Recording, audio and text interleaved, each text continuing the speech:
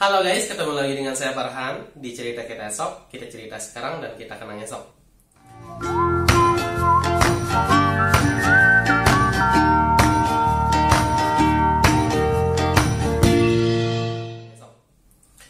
Jadi pada kali ini Farhan bakal ceritain kepada kalian semua sebuah kisah perjuangan seorang ibu yang memperjuangkan pendidikan anaknya.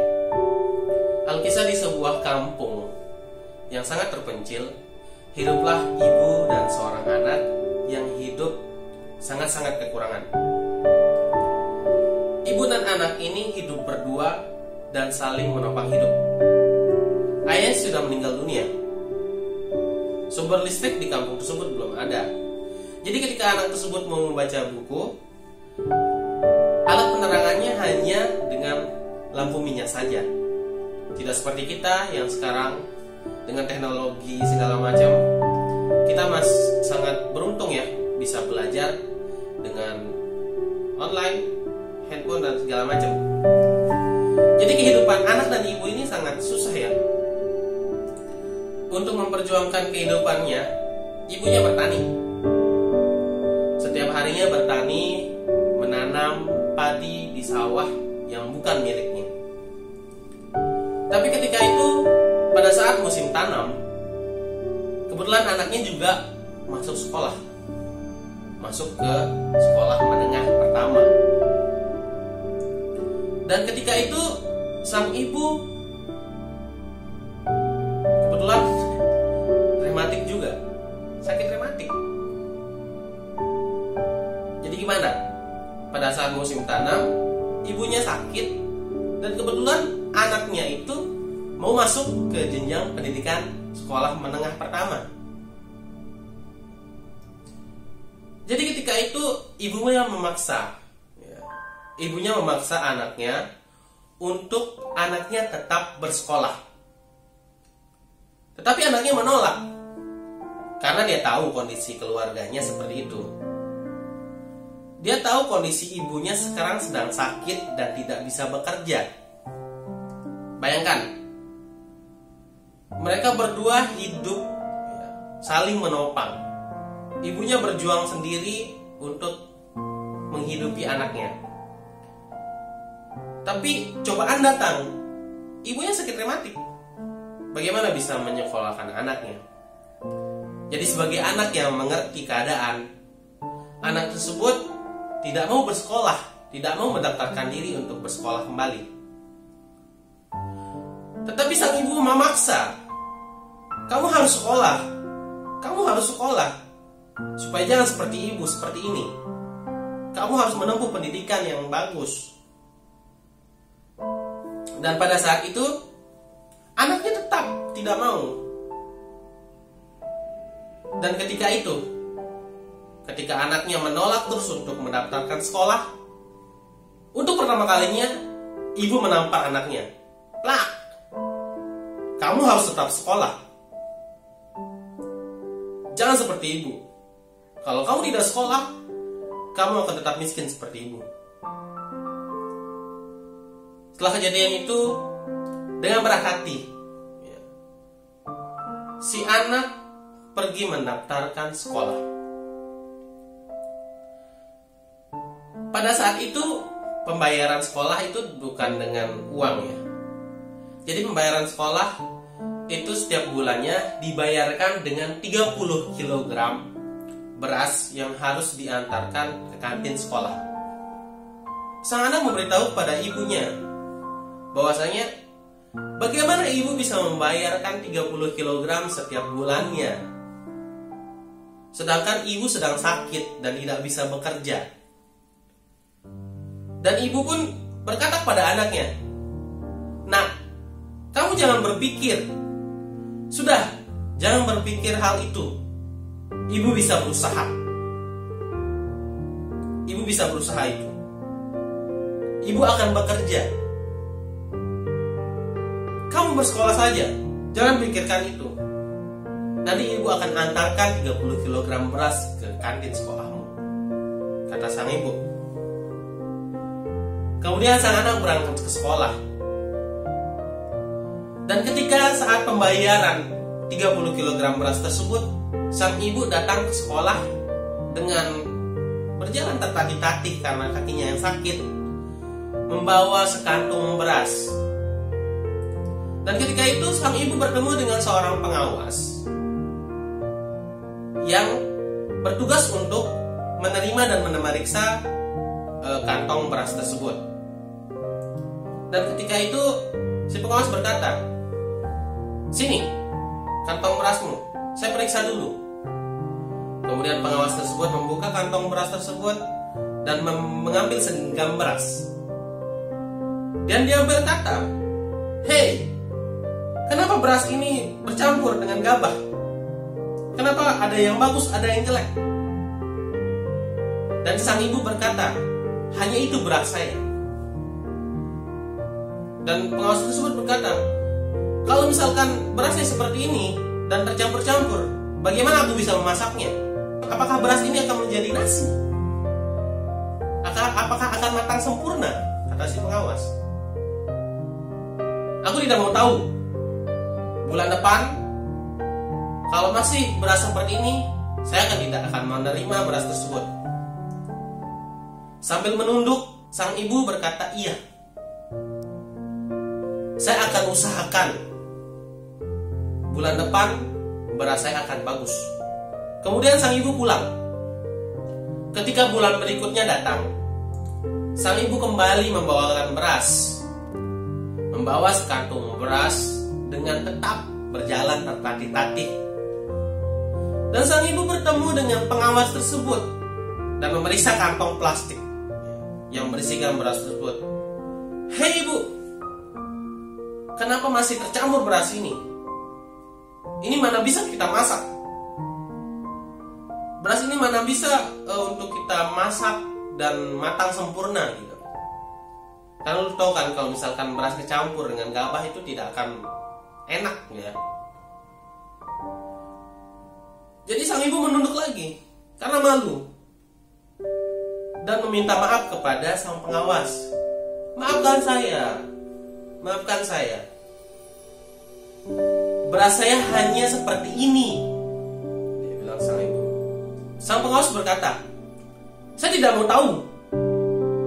Yang kami terima adalah beras yang bagus, bukan yang seperti ini. Mana bisa kami masak beras seperti ini?" Sang ibu tetap meminta maaf. "Maafkan saya. Beras saya hanya seperti itu. Tidak ada yang lain." Dan ketika itu sang ibu pulang dengan muka sedih.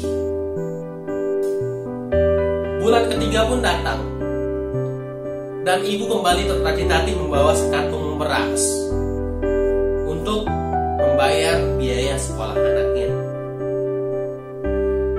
Dan pengawas memeriksa beras tersebut dan langsung naik pitam. "Hei, mengapa kamu membawa beras seperti ini terus? Kali ini saya tidak akan menerima beras ini sebagai pembayaran, dan anakmu harus keluar dari sekolah ini." Sang ibu berlutut dan memohon kepada sang pengawas, "Bu, tolong jangan keluarkan anak saya. Beras saya hanya seperti ini."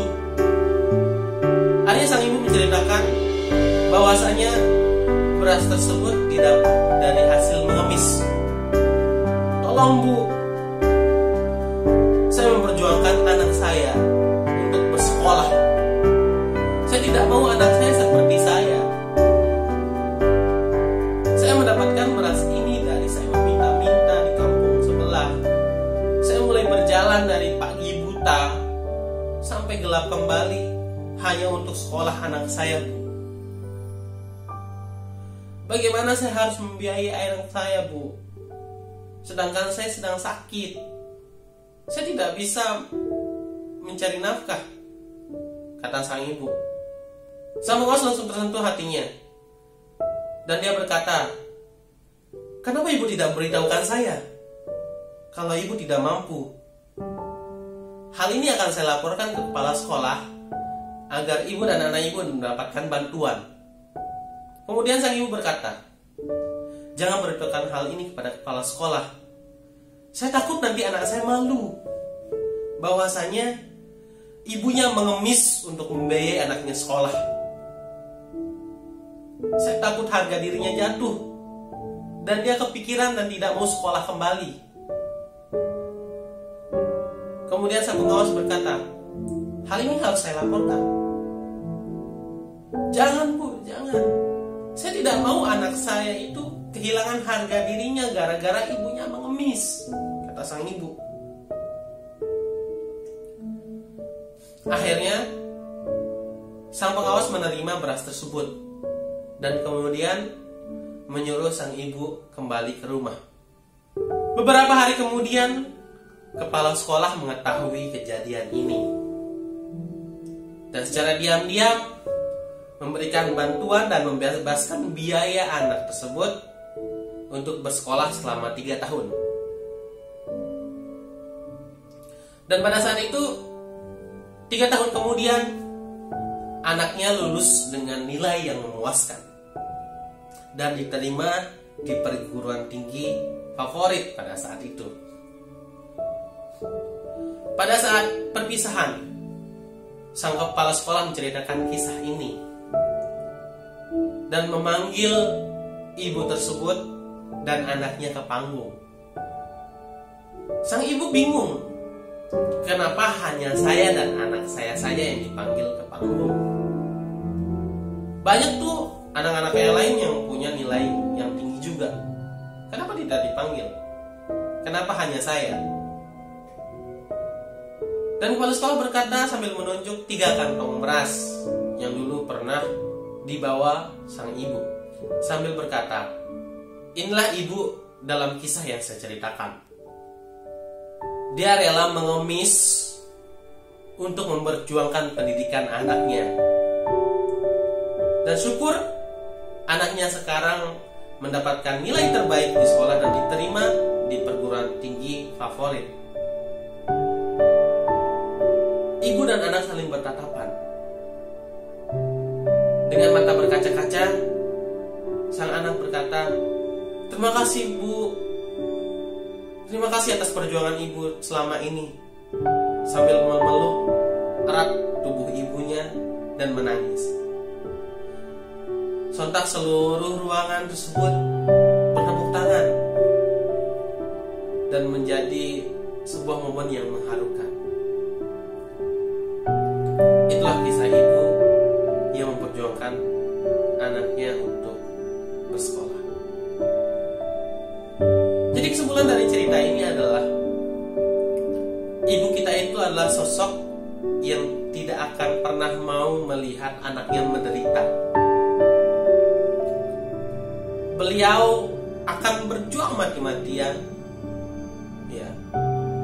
Beliau akan berjuang mati-matian untuk kebahagiaan kita.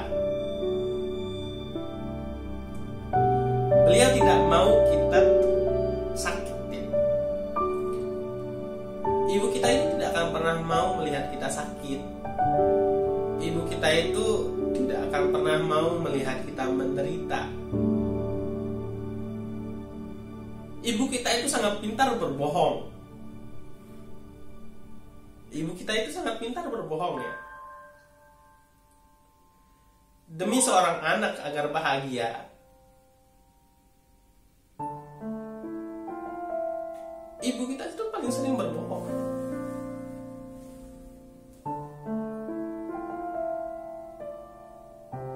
Dan jangan pernah sakiti ibu, ya.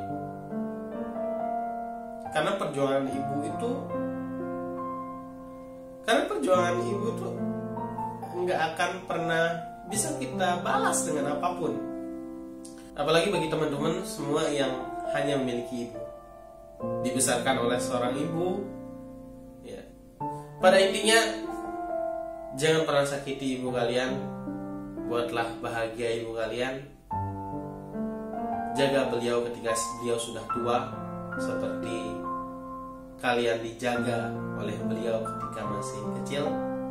Umar bin Khattab mengatakan, kita merawat ibu kita untuk menunggu kematiannya, tetapi ibu kita merawat kita untuk memperjuangkan masa depannya. Terima kasih. Jangan lupa like, comment, subscribe. Dan semoga video kali ini bermanfaat.